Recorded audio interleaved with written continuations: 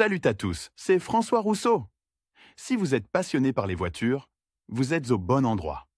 Continuez à regarder, on va entrer dans le vif du sujet. L'achat d'une voiture sur le marché secondaire est une activité plutôt responsable. Il est peu probable que le propriétaire du véhicule vous dise si sa voiture a eu un accident et quelle en était la gravité. Par conséquent, l'évaluation de l'état technique de la voiture commence généralement par une inspection minutieuse de la surface de la carrosserie afin de détecter les défauts évidents et superficiels. Cette inspection visuelle ne permet malheureusement pas de déterminer les dommages cachés par le propriétaire derrière une couche de peinture. Il existe cependant une méthode assez simple pour détecter ces défauts, qui permet non seulement de déterminer si le véhicule a été impliqué dans un accident, mais aussi de tirer des conclusions sur l'ampleur des dégâts subis par la voiture lorsqu'elle était entre les mains de ses anciens propriétaires. Cela se fait à l'aide d'un appareil portable appelé jauge d'épaisseur. Il s'agit d'un outil indispensable pour ceux qui achètent-vendent des voitures d'occasion. En disposant d'un tel outil, tout passionné d'automobile pourra s'épargner l'achat d'une voiture nécessitant de nombreux frais de réparation. Si l'on sait suffisamment bien utiliser une jauge d'épaisseur, il est possible d'obtenir de nombreuses informations intéressantes sur le passé de la voiture. Principe de fonctionnement des jauges d'épaisseur. Bien que l'objectif de l'utilisation de ces appareils soit le même, identifier les zones problématiques sur les parties de la carrosserie du véhicule, il existe de nombreuses variétés de jauges d'épaisseur, qui diffèrent à la fois par leur fonctionnalité et leur principe de fonctionnement. Voyons comment fonctionnent les types de jauges d'épaisseur les plus courants. Ultrasons, électromagnétique, dispositif magnétique. Dispositif à courant de Foucault. Jauge d'épaisseur de peinture à ultrasons. Il s'agit d'appareils très polyvalents qui peuvent mesurer avec précision l'épaisseur de la couche de peinture sur la plupart des surfaces, y compris le métal, la céramique, le plastique et les matériaux composites. En d'autres termes, l'appareil à ultrasons peut être utilisé aussi bien sur des pièces de carrosserie métallique que sur des revêtements décoratifs, pare-chocs en plastique, inserts en fibre de carbone, etc. Le principe de la mesure de l'épaisseur de la couche de peinture à l'aide d'une jauge d'épaisseur à ultrasons consiste à analyser le temps de double passage du faisceau ultrasonique à travers la surface étudiée. Le faisceau est dévié lorsqu'il traverse des matériaux dissemblables, qui est recalculé dans la valeur de l'épaisseur de la couche. Cependant, de telles jauges d'épaisseur sont assez coûteuses. Ainsi, le modèle le plus simple avec des fonctionnalités minimales vous coûtera environ 10 000 roubles. Mais les appareils à ultrasons appartiennent à la catégorie des professionnels, c'est-à-dire que leurs acheteurs sont principalement ceux qui effectuent de telles mesures quotidiennement. L'achat d'une telle jauge d'épaisseur pour un usage personnel peut difficilement être qualifié d'acte rationnel. Mesureur d'épaisseur magnétique. L'option la plus économique, dont la précision correspond au coût. Le principe de fonctionnement de l'appareil repose sur l'utilisation d'un aimant relié à une flèche associée à l'échelle d'épaisseur. Plus la couche de peinture est faible, c'est-à-dire éloignée de la surface métallique, plus la flèche dévie, indiquant l'épaisseur approximative de la peinture. Il est clair que cet appareil est inutile pour l'étude des surfaces non métalliques, l'opportunité de son utilisation étant également corrélée à l'épaisseur de la peinture. L'obtention de résultats plus ou moins plausibles n'est possible que lorsque l'épaisseur de la peinture ne dépasse pas 1,5 mm. Mais un tel appareil coûte à partir de 400 roubles, il est extrêmement simple à utiliser et à entretenir. Jauge d'épaisseur et électromagnétique. En termes de rapport prix-précision, ces appareils sont sans concurrence. La jauge d'épaisseur électromagnétique la plus chère coûte environ 3 000 roubles, mais leur principal inconvénient est l'impossibilité d'effectuer des mesures sur des surfaces qui ne présentent pas d'impuretés de fer. Les pièces en plastique ou en métaux non ferreux resteront donc hors de portée de ces appareils, ce dont il faut tenir compte lors de la recherche d'un modèle particulier de voiture. Le principe de fonctionnement est similaire à celui des analogues magnétiques,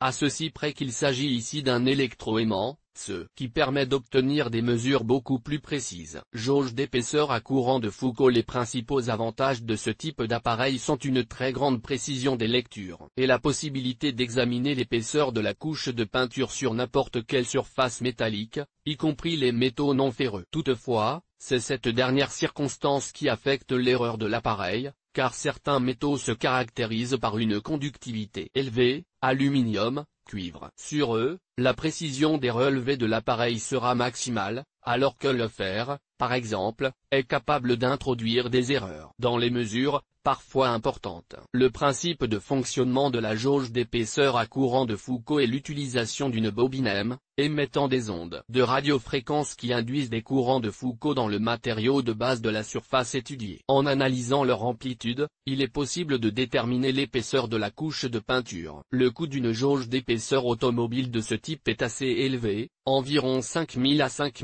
500 roubles, ce qui peut mesurer la jauge d'épaisseur. Les appareils domestiques sont capables de mesurer l'épaisseur de presque tous les matériaux solides appliqués sur la carrosserie. Il peut s'agir de toutes les variétés possibles de revêtement de peinture des apprêts, quel que soit leur type et leur composition. Des couches de mastic, de la rouille, des surfaces en plastique, les couches de céramique et de matériaux composites. Lire aussi, comment sauver une voiture aspergée d'acide, et si l'assurance coque peut vous aider. Une condition préalable à l'utilisation de ces dispositifs est la présence d'une base métallique. La plupart des jauges d'épaisseur de budget sont des modèles magnétiques / électromagnétiques. Une autre condition est que la surface à mesurer doit être diélectrique et avoir une structure lisse. Actuellement, la grande majorité des voitures particulières remplissent ces conditions, mais la tendance est déjà à l'utilisation de pièces de carrosserie non métalliques, qui deviennent de plus en plus courantes. Il n'est pas exclu qu'à moyen terme, les carrosseries soient fabriquées en matériaux composites.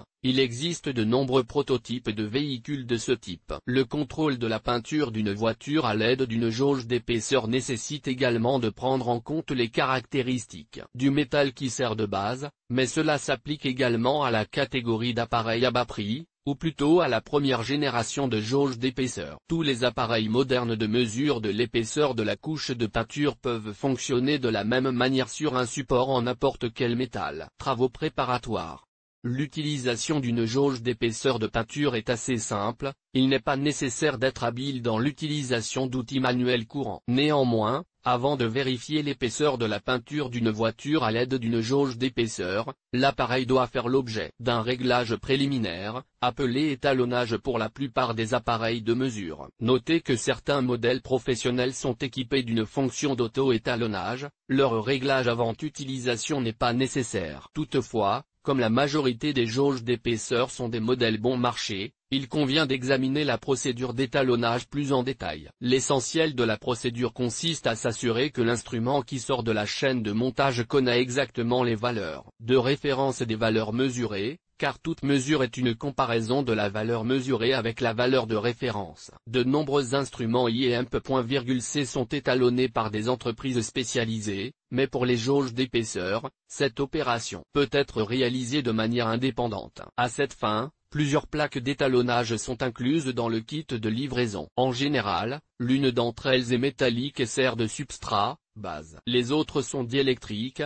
le plus souvent en plastique, et serviront de LCP mesuré. En fait, ce sont ces dernières plaques qui servent de référence. Toute surface métallique plane peut être utilisée pour simuler la base du corps. Toutefois, il existe également des nuances, que nous avons décrites plus haut. Ainsi, certains types de jauges d'épaisseur ne fonctionnent qu'avec des pièces de carrosserie en métaux ferreux, tandis que pour des autres, le type de surface métallique n'a pas beaucoup d'importance. Il convient d'en tenir compte si vous n'utilisez pas de plaques d'usine. Quant aux plaques d'étalonnage, étant donné qu'il s'agit de plaques de référence, seules celles fournies avec l'appareil lui-même doivent être utilisées. Pour être juste, la norme de facto pour l'épaisseur des plaques de référence est actuellement la même pour tous les fabricants et est de 102 micromètres. Si des plaques d'une autre épaisseur sont incluses dans le kit, elles sont utilisées pour un réglage plus précis de l'appareil, ou plutôt pour vérifier l'étalonnage à l'aide de la plaque de référence. Décrivons comment régler, calibrer, soit même la jauge d'épaisseur. Pour ce faire, prenez deux plaques d'étalonnage imitant la base et la peinture. Si elles sont neuves, retirez le film protecteur en polyéthylène, et placez la plaque en plastique sur la plaque en métal. Il est ensuite nécessaire d'allumer l'appareil lui-même et de réinitialiser ses paramètres aux valeurs d'usine. Comment procéder ? Elle doit être décrite dans le manuel. Sur la plupart des modèles bon marché, Il y a une touche 0, que l'on maintient enfoncée pendant la mise en marche de l'appareil, ou après et qui réinitialise les paramètres actuels de l'appareil aux paramètres d'usine. L'étape suivante consiste à effectuer une mesure de test sur un échantillon de référence. Pour ce faire, appuyez sur une touche spéciale, dont la désignation peut être différente, le plus souvent le symbole K ou l'abréviation CAL. Si la jauge d'épaisseur est correctement réglée, la valeur de l'erreur sera nulle. Dans le cas contraire, la lecture de l'appareil doit être corrigée conformément aux instructions suivantes, en utilisant les deux autres touches d'étalonnage pour augmenter-diminuer la valeur affichée. Il est nécessaire de faire apparaître sur l'écran la valeur de référence de l'épaisseur de la plaque supérieure, dans notre cas, il s'agit de 102 micromètres. Appuyez à nouveau sur la touche d'étalonnage. Pour une double vérification, répétez la procédure de mesure jusqu'à ce que l'erreur de l'appareil soit nulle. Lire aussi, choisir le meilleur équipement de gaz pour votre voiture. Toutefois, les écarts par rapport à la norme, ne dépassant pas des valeurs de 3 microns, sont considérés comme acceptables. Si vous utilisez un instrument universel, il est préférable de ne pas vous limiter à l'étalonnage à l'aide d'une plaque de substrat ferromagnétique. Le kit est probablement équipé d'une plaque en métal non ferreux, qui participe également à la procédure d'étalonnage. Dans le mode approprié, NFI, c'est-à-dire un matériau non ferromagnétique. Comment utiliser l'appareil? La mesure de l'épaisseur de la peinture est techniquement très simple, mais certaines nuances doivent être prises en compte lors de la mesure. En particulier, la plupart des anciens modèles et les modèles modernes à déclenchement ne nécessitent aucun contact avec la surface à mesurer au moment de la mise en marche, alors que les appareils des dernières générations se mettent automatiquement en marche. Dès que le capteur de l'appareil détecte un contact avec une surface dure, l'algorithme décrivant l'utilisation d'une jauge d'épaisseur de peinture automobile est donc le suivant: appuyez l'appareil allumé sur la surface à mesurer, et l'écran affichera l'épaisseur de la couche de peinture à cet endroit. Pour les appareils à gâchette, il est nécessaire d'appuyer sur la gâchette et de la relâcher après quelques secondes. Pour les modèles à pression, il n'est pas nécessaire d'appuyer du tout. La principale condition pour obtenir une grande précision de mesure et de tenir l'instrument fermement et nécessairement parallèle à la surface à mesurer. Tout désalignement fausse les résultats de la mesure. Il existe plusieurs façons de mesurer. Le mode ponctuel, lorsque l'épaisseur de la couche de peinture est mesurée dans une séquence de points, dont le nombre peut être quelconque, plus il y en a, mieux c'est. Le mode continu implique que la jauge d'épaisseur soit maintenue au-dessus de la surface mesurée sans relâcher la gâchette. Les lectures de l'appareil changeront dynamiquement et il sera difficile de les fixer. Ce mode est généralement utilisé pour la recherche rapide de zones anormales, où les relevés de l'appareil seront très différents. S'il est nécessaire de déterminer l'épaisseur moyenne de la peinture, des mesures ponctuelles sont utilisées. Dans ce cas, chaque élément de carrosserie mesuré doit être divisé en 5 segments, une mesure est effectuée au milieu, 4 dans les coins. Mais, comme indiqué plus haut, il n'y a aucune restriction quant au nombre de mesures. Et s'il y a des soupçons quant à l'irrégularité de la couche de peinture, il faut qu'il y en ait beaucoup. Afin d'exclure les erreurs humaines, plusieurs mesures sont effectuées en chaque point jusqu'à ce que les relevés coïncident avec l'erreur admissible. Les résultats doivent être enregistrés, et il est souhaitable de préparer à l'avance un plan d'inspection de la carrosserie. Un autre conseil sur l'utilisation d'une jauge d'épaisseur lors de l'achat d'une voiture est de mesurer non seulement aux 5 points spécifiés de chaque partie de la carrosserie, mais aussi autour d'eux à une distance de 10 à 15 cm. Cela augmentera la précision des mesures. Après avoir examiné toutes les mesures, il est nécessaire de travailler minutieusement sur les résultats enregistrés. Pour ce faire, il faut additionner les valeurs de chaque point et diviser le résultat par le nombre de mesures. Nous procédons de la même manière pour tous les éléments de la carrosserie. Si les mesures minimales recommandées en 5 points sont prises, nous obtiendrons une image générale décrivant l'état de la surface peinte de la voiture. Il reste à comparer les moyennes arithmétiques obtenues avec les résultats d'usine pour se faire une idée réelle des anomalies de la peinture. Il convient de noter que l'épaisseur de la couche de peinture d'usine diffère non seulement selon les marques et les modèles, mais aussi pour une voiture donnée, en fonction de la partie de la carrosserie. Toutes ces valeurs peuvent être facilement obtenues sur l'Internet. Comme vous pouvez le constater, Il n'y a rien de compliqué à contrôler soi-même la voiture à l'aide d'une jauge d'épaisseur. Mais il est également important de pouvoir interpréter les résultats obtenus, ce qu'il faut considérer comme une anomalie de la peinture. Il n'est pas nécessaire d'être un expert pour utiliser une jauge d'épaisseur afin d'identifier les endroits de la carrosserie où la couche de peinture n'est pas celle d'usine, et plus encore où il y a une couche de mastic. Il suffit d'avoir un tableau avec les valeurs d'usine à portée de main. Si la valeur de l'épaisseur de la couche de peinture à certains endroits dépasse de 2 à 3 fois la valeur d'usine, cela indique clairement que cet endroit a été repeint. Si nous parlons de valeur absolue, un écart de 100 microns indique déjà la présence d'une couche de peinture non originale. Des différences de 160-200 microns et plus sont une garantie que les anciens propriétaires ont utilisé du mastic à cet endroit. Toutefois, en cas de défaut grave de la carrosserie, la couche de mastic peut être si importante que les mesures de la jauge d'épaisseur ne pourront pas indiquer l'ampleur de l'écart en raison d'un dispositif hors échelle. Dans ce cas, il vaut mieux refuser d'acheter une voiture qui a probablement connu de graves problèmes.